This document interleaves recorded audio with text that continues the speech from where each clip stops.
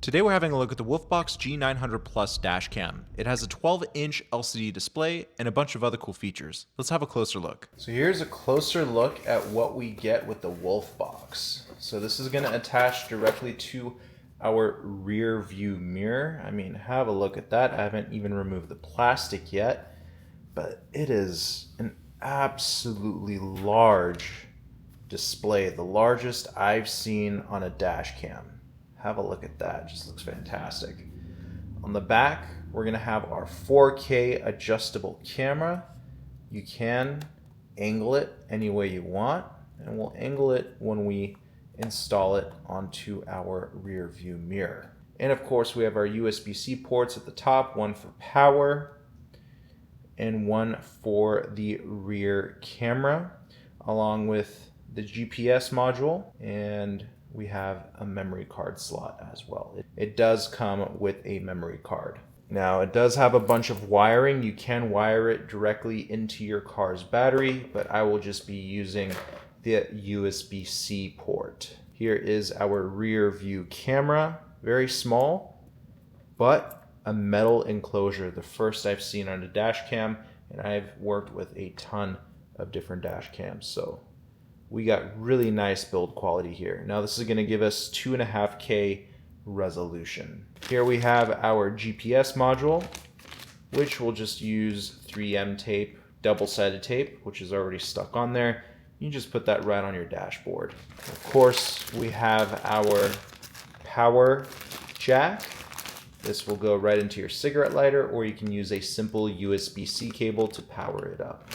We have a little tool here to help us squeeze in the cables into the crevices of your car, so that way you do really nice cable management. Included are also these elastic straps. This is how you are going to attach this dash cam screen to your rear view mirror. They have also included some cable management clips too. What's great is that when mounting the front camera, you don't need any double-sided tape, so you have no leftover goop on your windshield. Adjusting the camera in the front is also relatively easy, and I would recommend doing this when the camera is turned on.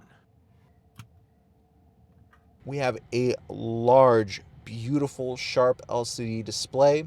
We have the rear view camera right now, which is what I've been having it set to since this is replacing my rear view mirror.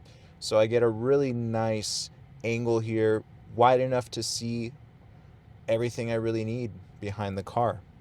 Now, if I want to switch the dash cam to the front or to dual camera at the same time, you just need to swipe to the right and swipe to the right again to get that full front camera angle. To adjust the settings of the dash cam, you would just have to tap the screen if you don't see this lower bar here, then go to the bottom right, which is where you're going to see the gear icon. You can change things such as resolution, but you want it to be at 4K 30 and 2.5K 30 for the rear camera, because in case you need to zoom in on footage and look at license plates or the face of a driver, you want the sharpest footage possible.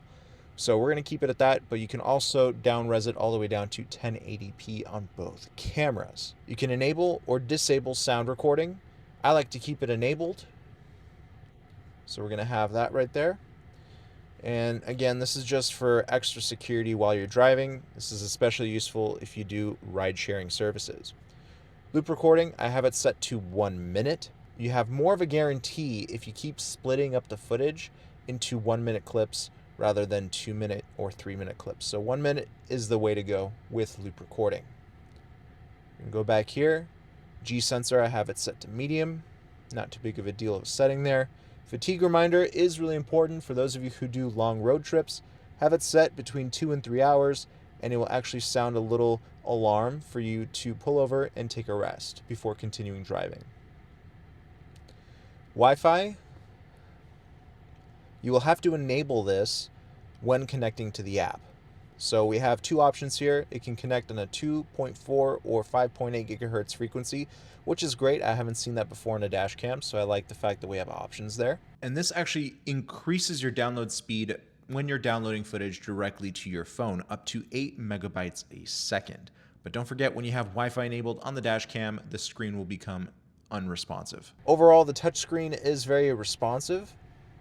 And the 12-inch LCD display, the largest I've ever seen on a dash cam, feels really, really nice, especially when you're reversing. So love that large LCD display there. So the dash cam also has a few voice control features, such as take a picture, turn on audio, turn on recording, turn off recording. So it's very responsive and it doesn't make any mistakes with these voice commands. One of the best I've seen on a dash cam. And if you're wondering, your visor will not get in the way of this large display. Regarding the app, what's great is that you don't need to create an account to use this dash cam with the app.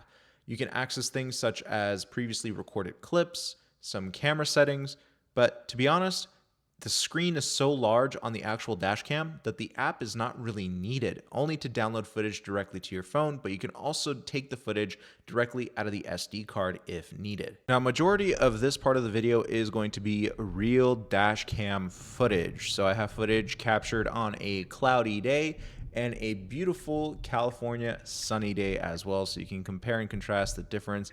I honestly think the sharpness stayed the same, especially when zooming in onto license plates. Everything looked really sharp and clear. The front camera uses the Sony IMX678 sensor. It has 8 megapixels for enhanced daytime clarity, and its low light performance is great. I've seen that same sensor on a few other dash cams and overall performs exceptionally well.